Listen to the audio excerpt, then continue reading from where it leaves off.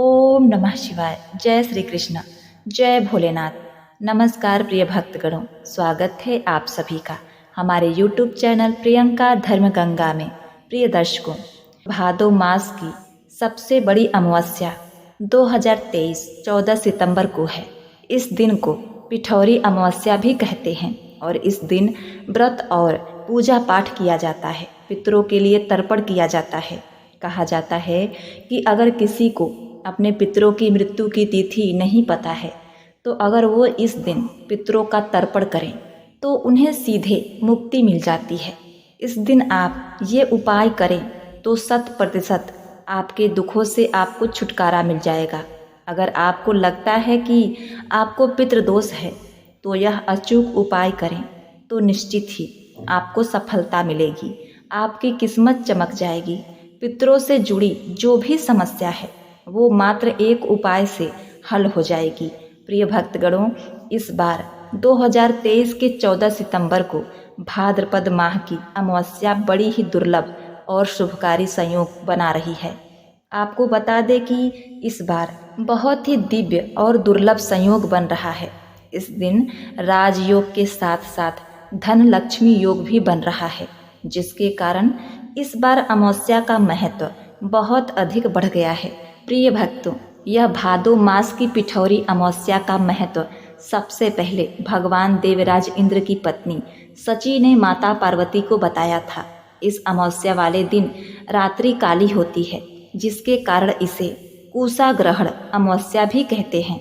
यदि कोई स्त्री पिठौरी अमावस्या का व्रत पूरे विधि विधान से करे तो उसे जीवन में सभी सुख समृद्धि की प्राप्ति होती है। इस अमावस्या के दिन व्रत करने वाली सभी स्त्रियां गूथे आटे से माता दुर्गा एवं अन्य 64 देवियों की मूर्तियां बनाती हैं एवं उनकी पूजा करती हैं, जबकि पुरुष इस अमावस्या पर प्रातःकाल जल्दी उठकर किसी नदी अथवा कुएं पर स्नान करके भगवान सूर्य को जल अर्पित करते हैं। इसके बाद पीपल के पेड़ में जल चढ़ाकर अपने पितरों को पिंडदान का प्रसाद दिया जाता है। ऐसा करने से पितरों को खुशी होती है, उनका आशीर्वाद सदैव आपके ऊपर बना रहता है। इस तरह से पिठौरी अथवा कुशाग्रहणी अमावस्या का बड़ा ही महत्व है। इस दिन काली घनघोर रात होती है, इसीलिए इसे काली अमावस्या भी कहते हैं। इस दिन व्रत का पालन करने पर संतान का सौभाग्य सदैव उज्जवल रहता है। घर के पूर्वजों को शांति व सुख की प्राप्ति होती है। पूजन के समय देवी को सुहाग व श्रृंगार की सभी वस्तुएं अर्पित की जाती हैं। पिठौरी अमावस्या व्रत के पुण्य फल से वृद्धि होती है। किसी भी प्रकार के ऋण और पाप का नाश होता है। संतान सुख की प्राप्ति होती है, वंश वृद्धि होती है, रुके हुए कार्य शीघ्र ही संपन्न होते हैं, मानसिक शांति मिलती है, पाप ग्रहों से मिलने वाले कष्ट से मुक्ति मिलती है। जन्म कुंडली में पितृदोष होने पर विवाह में बाधा अथवा संतान में बाधा होती है तो वो भी आज के दिन जो हम उपाय बताएंगे वो करने से सारी समस्याएं हल हो जाएंगी। पिठौरी अमावस्या के दिन ब्रह्म मुहूर्त समय पर उठकर स्नान किया जाता है। सूर्य उदय के समय सूर्य को जल अर्पित किया जाता है। इस दिन पितरों के निमित्त दान किया जाता है, पिंडदान एवं तर्पण किया जाता है। प्रिय भक्तगणों, यह अमावस्या बहुत ही खास है। इस दिन आपको शिव जी की कृपा भी प्राप्त होने वाली है, तो इसीलिए आप हमारे बताए गए उपायों को ध्यान से सुनिए और करिएगा। निश्चित ही आपको इससे लाभ होगा। अगर आपको पितृदोष है तो आपको यह उपाय अवश्य करना चाहिए कि अमावस्या के दिन सुबह जल्दी से उठकर नहा धोकर सूर्य भगवान को जल अर्पित करें। जब संध्या का समय हो तो हाथ पांव धुलकर गंगा जल का छिड़काव अपने शरीर पर करें और साफ स्वच्छ वस्त्र पहनें। उसके बाद एक दीपक लें। वो दीपक किसी भी चीज़ का हो सकता है, चाहे मिट्टी का हो, चाहे आटे का हो, चाहे धातु का हो। आप उस दिए में एक बाती रखें, उसमें आप घी या फिर सरसों का तेल भी डाल सकते हैं। इसके अलावा किसी और चीज़ का प्रयोग ना करें। अब इस दिए को जलाकर अपने घर के दक्षिण कोने में रख दीजिए, क्योंकि कहा जाता है कि दक्षिण दिशा ही पितरों की दिशा है। इसी दिशा से पितृ हमारे पास हमें आशीर्वाद देने आते हैं। यही दिशा उत्तम मानी जाती है। तो इस दिशा में आप दीपक जलाकर रखें। अपना मुख दक्षिण की तरफ करके दिए के सामने बैठ जाएं। ओम नमो वासुदेवाय नमः का जाप करें, क्योंकि कहा जाता है कि पितरों के देवता भगवान विष्णु हैं। यदि ये प्रसन्न हैं तो आपके ऊपर पितृदोष नहीं लगता। सबसे पहले आप पितृदोष मिटाने के लिए भगवान विष्णु की आराधना करें।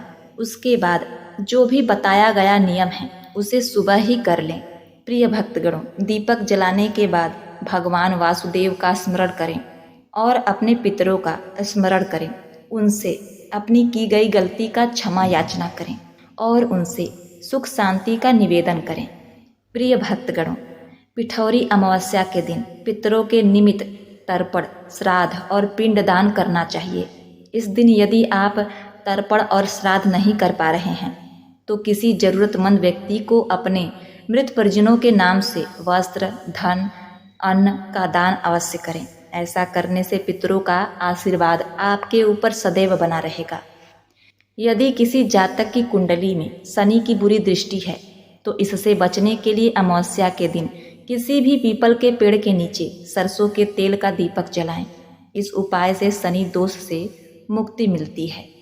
जिन लोगों को शत्रु भय रहता है वे पिठौरी अमावस्या के दिन भगवान की पूजा के बाद तेल से चुपड़ी रोटी किसी कुत्ते को खिलाएं। यदि कुत्ता न मिले तो आप कौवे को भी खिला सकते हैं।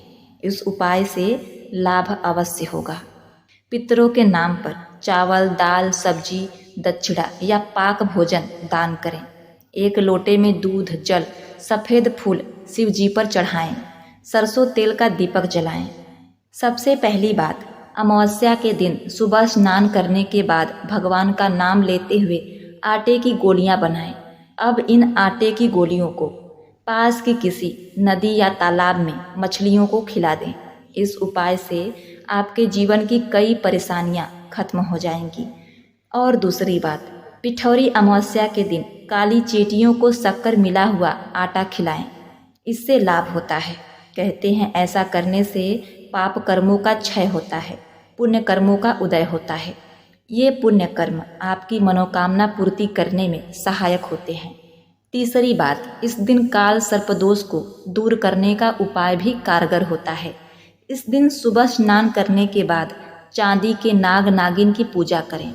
सफ़ेद फूलों के साथ इसे जल में प्रवाहित कर दें।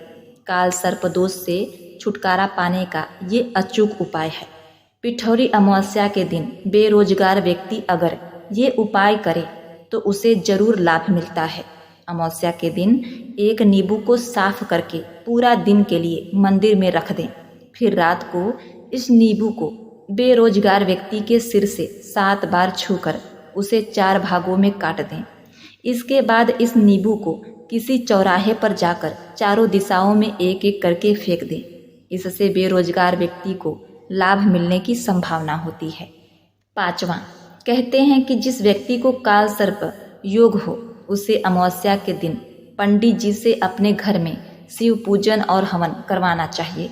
6वां, धन प्राप्ति के लिए अमावस्या की रात 5 लाल फूल और 5 जले हुए दीपक बहती हुई नदी में बहाने से लाभ होता है। धन प्राप्ति के प्रबल योग बनने की संभावना होती है। और 7वां, पिठौरी अमावस्या के दिन अगर तेल चुपड़ी हुई रोटी काले कुत्ते को खिलाया जाए, अगर वे कुत्ता उसी समय वे रोटी खा लेता है तो उसी समय से आपके दुश्मन शांत हो जाते हैं और आपके ऊपर कभी प्रहार नहीं करेंगे।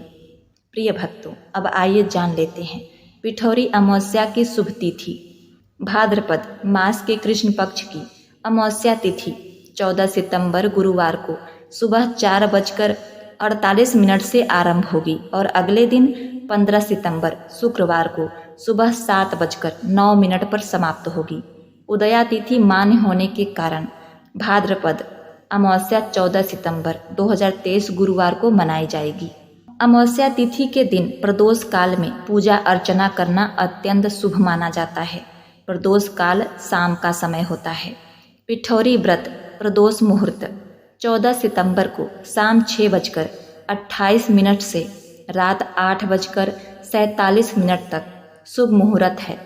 शुभ मुहूर्त की अवधि है 2 घंटे 20 मिनट की। यह अवधि कुल मिलाकर 2 घंटे 20 मिनट की है। अगर आप इस समय कोई भी पूजा अर्चना दान पुण्य करते हैं तो आपको इसका सीधा फल मिलता है। किया गया पूजा और दान तुरंत फलदायी होता है। आइए जान लेते हैं कि इस दिन हमें क्या नहीं करना चाहिए। पिठौरी अमावस्या पर संयम बरतना चाहिए। इस दिन ब्रह्मचर्य का पालन करना चाहिए। गरुड़ पुराण के अनुसार अमावस्या पर संबंध बनाने से पैदा होने वाली संतान को आजीवन सुख नहीं मिलता। अमावस्या के दिन पीपल की पूजा करने से शुभ फल प्राप्त होता है, लेकिन शनिवार के अलावा अन्य दिन पीपल का स्पर्श नहीं करना चाहिए। इसीलिए पूजा करें लेकिन पीपल के वृक्ष का स्पर्श ना करें, इससे धन की हानि होती है। इस अमावस्या पर शराब और मांस इत्यादि से दूर रहें। इस दिन बाल और नाखून ना काटें, इन कामों को भी वर्जित किया जाता है। अगर पिठौरी अमावस्या का व्रत है, सादगी अपनाएं। इस दिन चटाई पर सोना चाहिए। शरीर में तेल नहीं लगाना चाहिए। दोपहर में सोने से परहेज करें। अगर आपको श्रृंगार करना है तो आप सिंदूर बिंदी लगाएं। इसके अलावा कोई भी जूठा श्रृंगार ना करें। अगर श्रृंगार करना है तो वह श्रृंगार जूठा ना हो, हर दिन का लगाया हुआ ना हो। सादगी अपनाएं। प्रिय भक्तों, सबसे खास बात, इस दिन घर में कोई भी कूड़ा कचरा इकट्ठा ना होने दें। प्रयास करें कि घर के हर एक कोने में उजाला हो।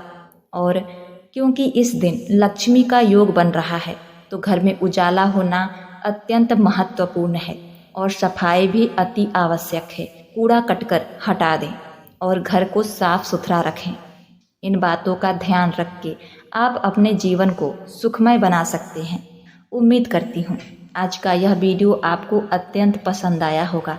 अगर आपको यह वीडियो पसंद आया है, इसे ज़रूर अपनाइएगा और अपने जीवन को सुखमय बनाइएगा। आपका जीवन सुखमय हो, इसी कामना के साथ आपसे विदा लेते हैं। मिलते हैं नेक्स्ट वीडियो में। तब तक के लिए नमस्कार।